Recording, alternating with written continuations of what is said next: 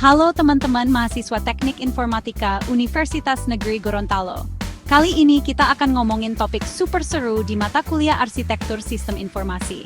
Nah, buat yang lagi nunggu hasil laundry atau nongkrong di depan kos sambil scrolling, yuk kita belajar bareng. Fokus kita kali ini, konsep pemodelan enterprise.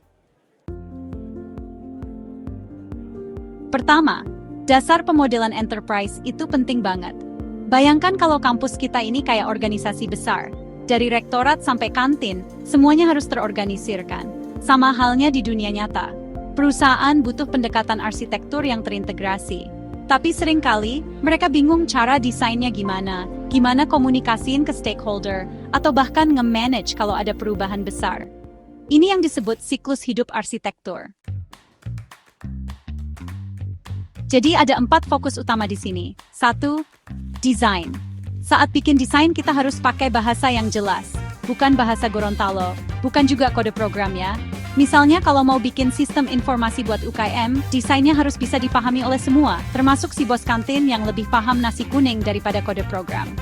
2. Communication. Setelah desain jadi, harus dikomunikasikan. Gak bisa cuma ngerti sendiri. Bayangkan kalau Presiden BM bikin acara tanpa briefing divisinya.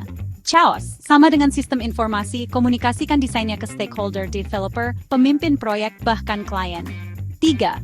Realization. Setelah desain dan komunikasi, waktunya realisasi. Di tahap ini, kita nggak hanya bikin sistem, tapi sambil jalan kita evaluasi juga. Apa sistem yang dibangun ini sudah sesuai desain atau malah ngelantur kayak revisi skripsi. 4. Change. Nah, dunia ini dinamis, termasuk organisasi dan arsitekturnya. Misal tiba-tiba kebijakan kampus berubah jadi full online.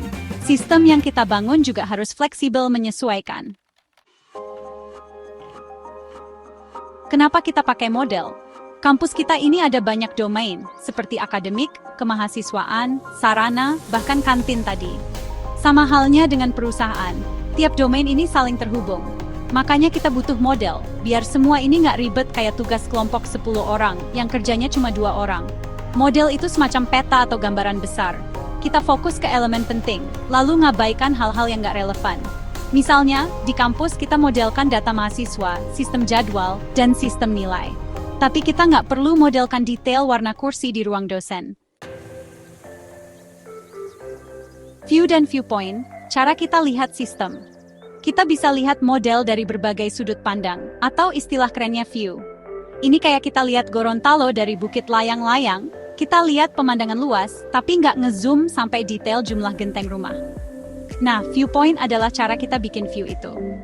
Ibarat template, viewpoint ini disesuaikan dengan kebutuhan. Kalau untuk mahasiswa misalnya, view-nya soal jadwal kuliah. Kalau untuk dosen, view-nya bisa soal data absensi mahasiswa.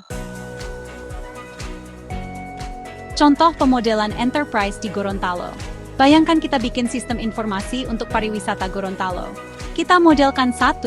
Domain wisata, lokasi, jadwal event lokal, info penginapan. 2. Domain transportasi, akses jalan, tarif transportasi umum, bahkan jadwal kapal ke Pulau Saronda. 3. Domain ekonomi, peluang usaha lokal seperti Tenun Karawo. Semua ini digabungkan dalam satu model besar biar sistemnya koheren dan gampang dianalisis. Kalau ada perubahan, misalnya musim liburan dadakan, kita tinggal ubah model tanpa perlu bikin sistem dari nol. Gimana? Cukup seru kan? Pemodelan enterprise itu ibarat seni mengatur kehidupan organisasi. Kalau dikuasai, kalian bisa bantu organisasi apapun jadi lebih efektif. Mulai dari kampus, UKM mahasiswa, sampai perusahaan besar. Sip, kita lanjut di kelas berikutnya ya. Kalau ada pertanyaan, komen aja di grup kelas. Tapi jangan malam-malam, kasihan adminnya mau tidur.